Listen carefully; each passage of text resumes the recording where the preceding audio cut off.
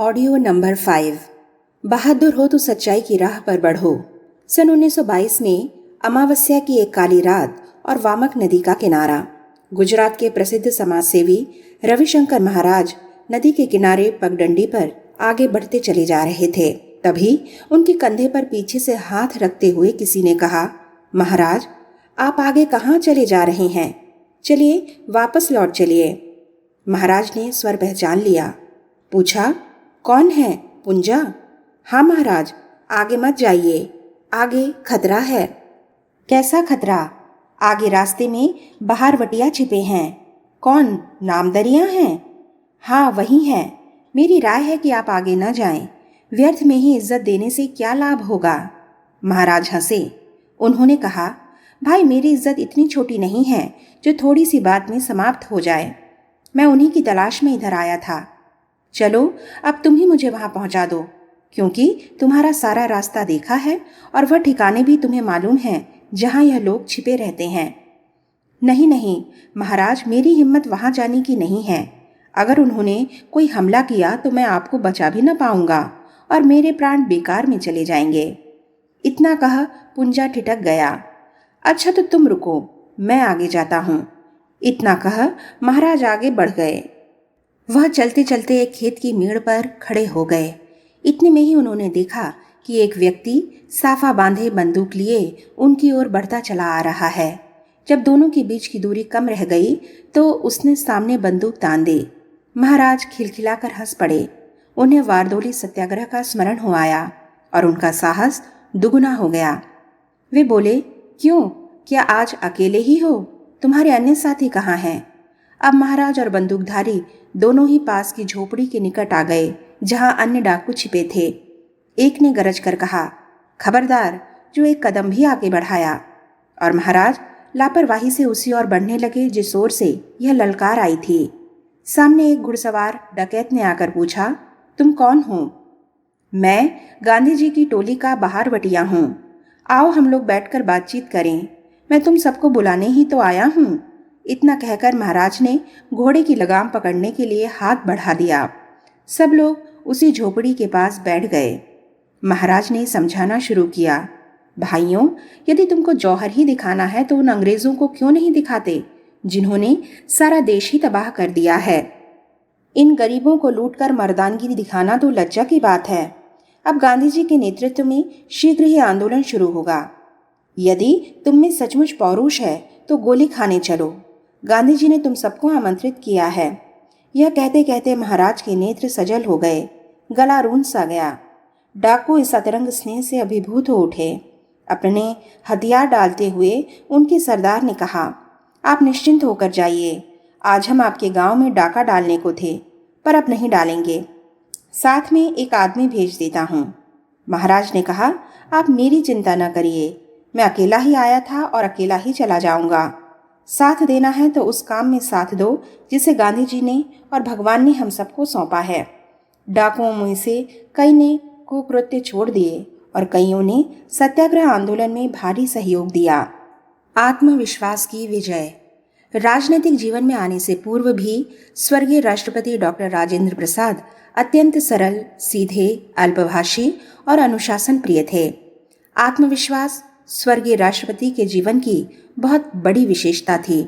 वस्तुतः ऐसी ही विशेषताएं मनुष्य जीवन को गौरवान्वित किया करती हैं, उसे ऊंचा उठाया करती हैं।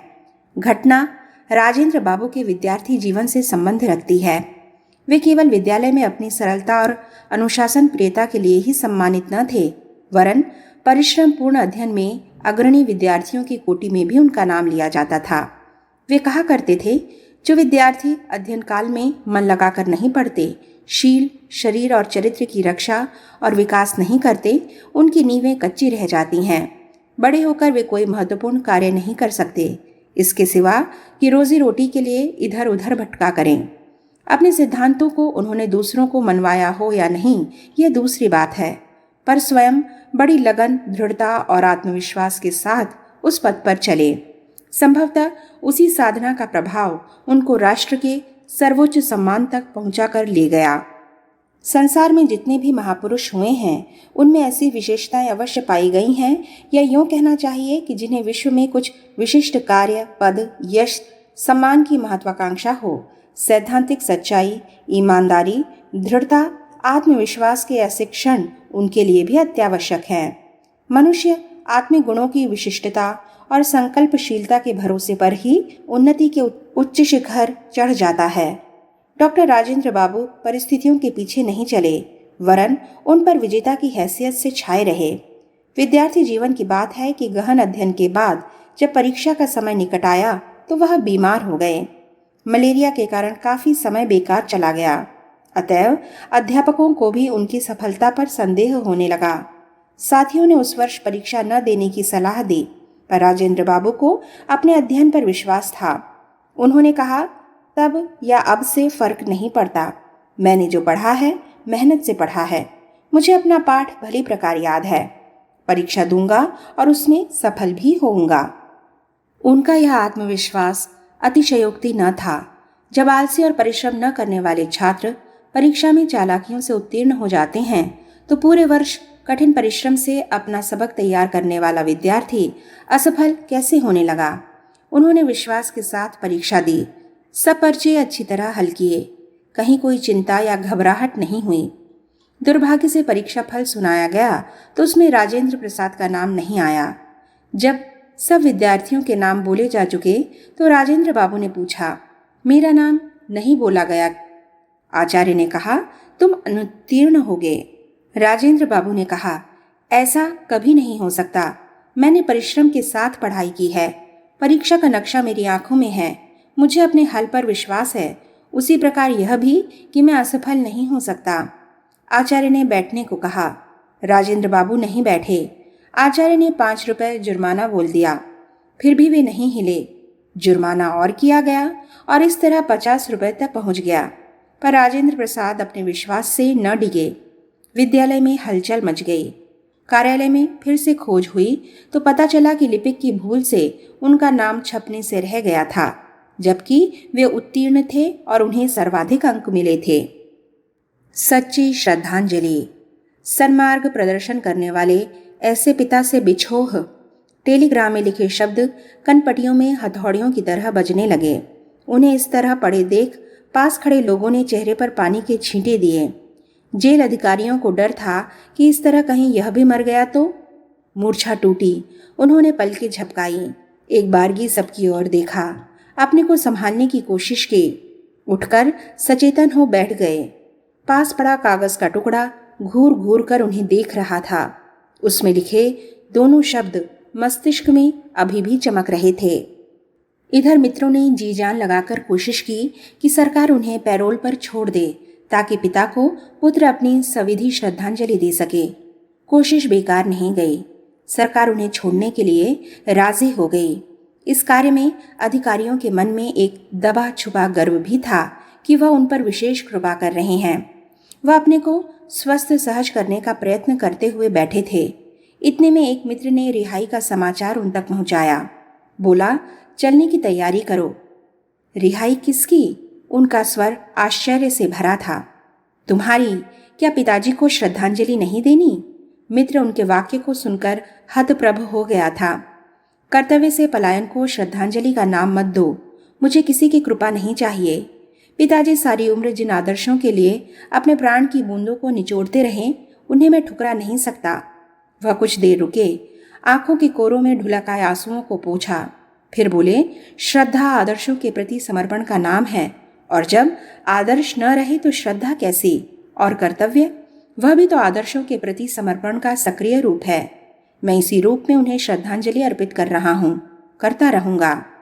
उन्होंने आंखें उठाकर मित्रों की ओर देखा। सच्ची श्रद्धांजलि यही है। मित्र बोल पड़े। इस सच्ची श्रद्धांजलि की प्रखरता के सामने कागज के उस छोटे टुकड़े पर लिखे शब्द फादर डैड निस्तेज पड़ चुके थे। अपने पिता को ऐसी सच्ची श्रद्धांजलि देने वाले महापुरुष थे डॉक्टर राम मनोहर लोहिया। क्या ही उत्तम हो यदि हम सब भी अपने मार्गदर्शक को कर्तव्य के भावभीने श्रद्धा सुमन समर्पित कर सकें। साहसपूर्वक न्याय का पक्ष। संयुक्त राष्ट्र संघ से पहले एक अंतर्राष्ट्रीय संस्था थी, लीग ऑफ नेशंस।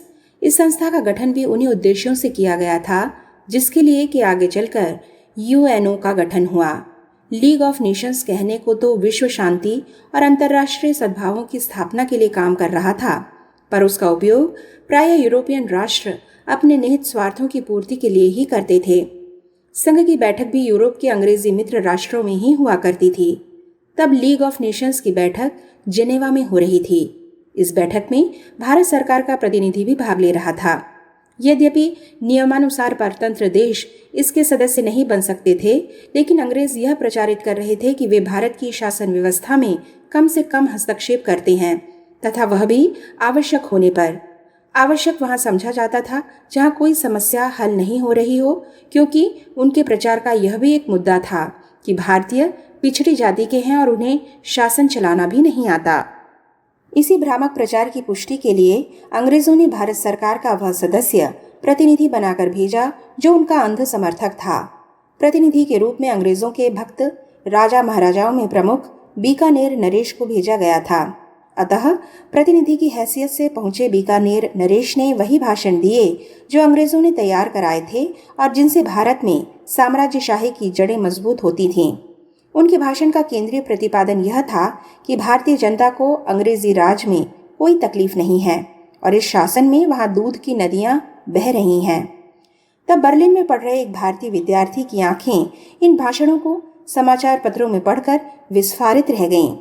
समाचार पत्रों में नरेश के भाषण सुर्खियों में छपे थे और उसने तत्क्षण निश्चय कर लिया कि इस भ्रामक प्रचार को बेनकाब करना है।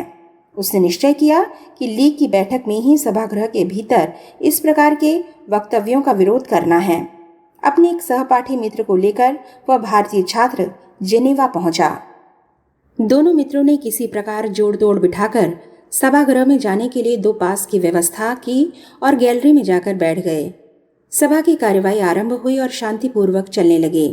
महाराज बीकानेर का जब भाषण देने का क्रम आया तो वे उठे और वही रटी रटाई बातें कहने लगे। उन्होंने समस्त प्रतिनिधियों को अंग्रेजी राज की झूठी विशेषताओं और शान शौकत से अवगत कराना आरंभ किया। तभी दर्शक गैलरी से सीटी की तेज आवाज आई और शांत सभागृह में खलबली मच गई। अध्यक्ष ने गैलरी की ओर देखा तो एक भारतीय युवक को इस भाषण का विरोध करते देख चकित हो गया। फिर भी उसने नियम तो तोड़ा ही था, अतः उसका पास रद्द कर सभा से बाहर निकाल दिया गया।